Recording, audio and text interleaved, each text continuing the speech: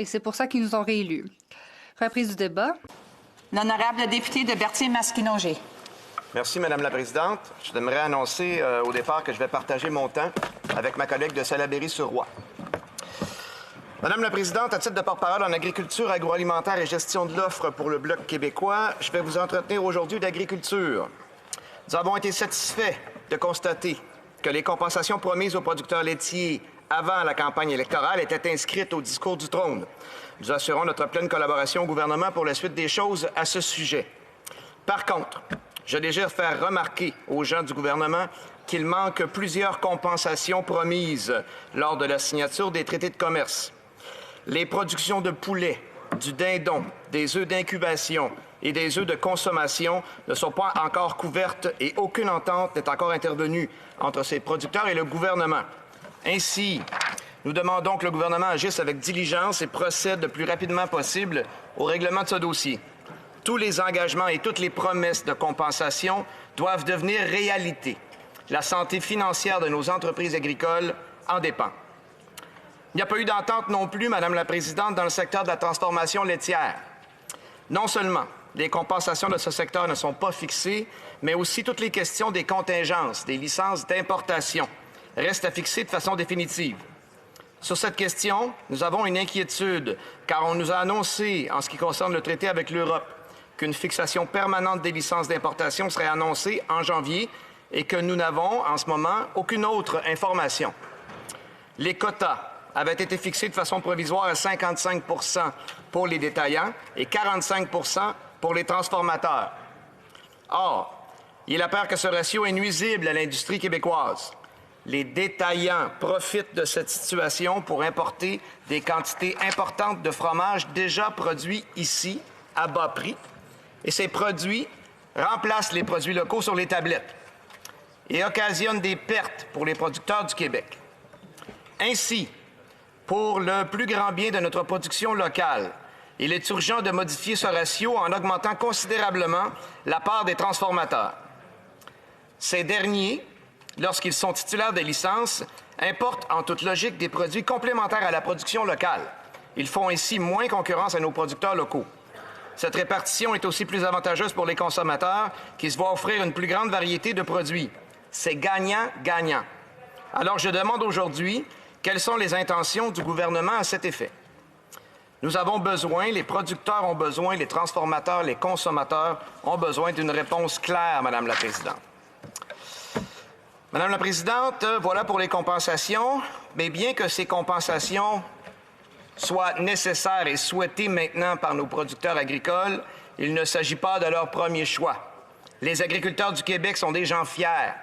Ils ne veulent pas être assistés par le gouvernement. Ce qu'ils veulent, c'est travailler. Et pour ce faire, ils ont besoin maintenant plus que jamais que le gouvernement bouge et protège de façon définitive et sans équivoque le système de gestion de l'offre. Nous ne nous satisferons pas cette fois-ci d'un engagement ou d'une simple motion. Ce que nous voulons, Madame la Présidente, c'est protéger notre système de gestion de l'offre par force de loi, afin que plus jamais on ne puisse l'amputer de nouveau. Ce système n'a pas de commun dans le monde. Il permet d'assurer un produit de qualité, un prix stable, un niveau de vie décent pour nos producteurs. Ce système, on ne devrait pas le découper en morceaux, on devrait le préserver et plutôt en faire la promotion à l'international. Il fonctionne bien, ce système. De plus, à la base, il ne demandait aucune subvention gouvernementale. Il est surréaliste de voir ce système novateur remplacé graduellement par un système de compensation, donc de subvention. Alors nous demandons au Bloc québécois un engagement ferme du gouvernement à cet effet. Êtes-vous prêt à bouger? Êtes-vous prêt à protéger notre façon de faire de l'agriculture? Les gens du NPD nous ont affirmé qu'ils allaient appuyer notre démarche. Les gens du Parti conservateur parlent beaucoup d'agriculture depuis le début des travaux et le chef de position s'est déjà prononcé en faveur de notre système de gestion de l'offre par le passé. Alors j'imagine, du moins j'espère, qu'ils vont aussi nous appuyer sur cette demande. Du côté du gouvernement, quelles sont les intentions? J'ai écouté attentivement la déclaration de la ministre le 3 décembre dernier lors du congrès de l'Union des producteurs agricoles à Québec. J'ai bien compris que la ministre voulait rassurer les agriculteurs sous gestion de l'offre et leur garantir que son gouvernement avait l'intention de protéger le système et de ne plus jamais céder de nouvelles parts de marché. Je présume donc que le gouvernement acceptera de protéger pour vrai notre système de gestion de l'offre par force de loi. Si c'est bien le cas, nous aurons, Madame la Présidente, un formidable consensus en cette Chambre et nous exclurons de façon définitive notre système de gestion de l'offre de toute future négociation internationale. Il est impératif de le faire. Les négociations sur le Mercosur et le probable Brexit nous forcent à accélérer le pas. Alors, s'il vous plaît, élus de cette Chambre, agissons promptement. J'aimerais aussi vous entretenir sur la récente crise du propane qui a eu de très graves conséquences sur le monde agricole.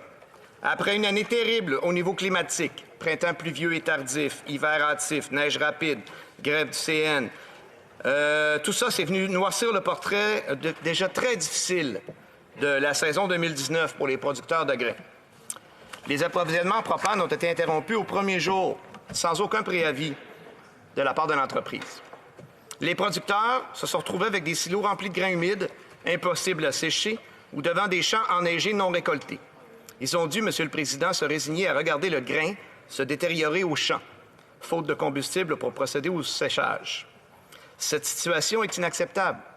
Le Bloc québécois a demandé action dès le départ, notamment en s'assurant que le propane circule en priorité sur les rails du CN pour assurer un approvisionnement en propane de nos producteurs.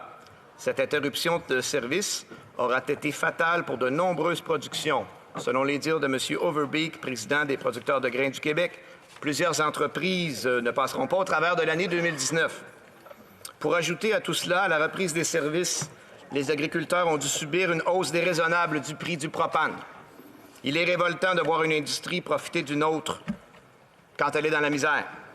Encore samedi dernier, des producteurs de Saint-Barthélemy dans Berthier-Masquinongé me racontaient leurs déboires de la dernière année en ayant peine à retenir leurs émotions.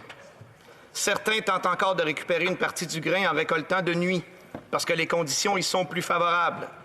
Mais plusieurs ont aussi baissé les bras. Chers élus, Monsieur le Président, Madame la Présidente, pardon,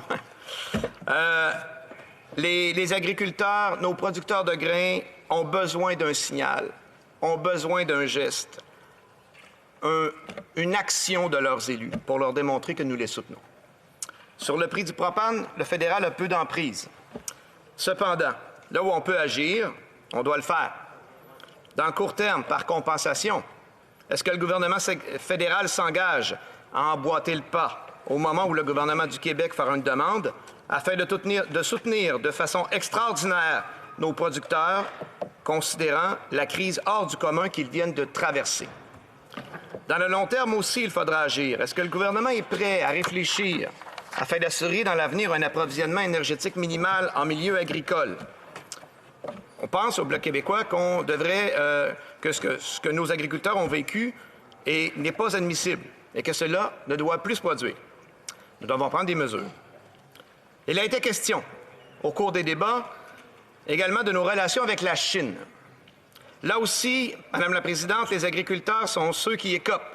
Les exportations de porc, on peut reprendre, mais nos producteurs ont subi de lourdes pertes qu'il faudra compenser.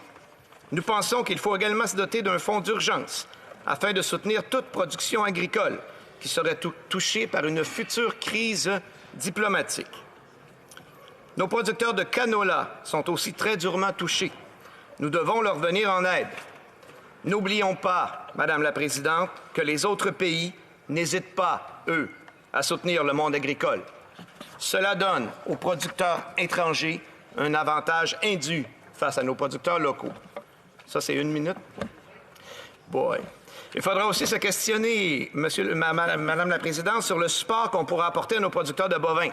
Les normes de transport qui vont entrer en vigueur en février prochain, la ministre a annoncé un sursis de 2 ans dans les sanctions qui seront appliquées. Profitons de cette période-là pour réfléchir comment on peut venir en aide à nos producteurs pour instaurer les normes de façon raisonnable, pour ne pas mettre en danger notre agriculture. J'ai quelques autres sujets, mais je vais aller à la conclusion tout de suite, puis j'en parlerai dans les réponses. Donc, Madame la Présidente, le monde agricole a été mis à mal ces dernières années. Les gens de nos campagnes ont besoin d'aide et de reconnaissance. Ils ont besoin de nous. N'oublions jamais que lorsqu'on parle du monde agricole, non seulement on parle de notre garde-manger, de notre souveraineté alimentaire et donc de notre sécurité, mais aussi nous parlons de l'occupation dynamique et complète de notre territoire. Merci. Bravo. Reprise de débat.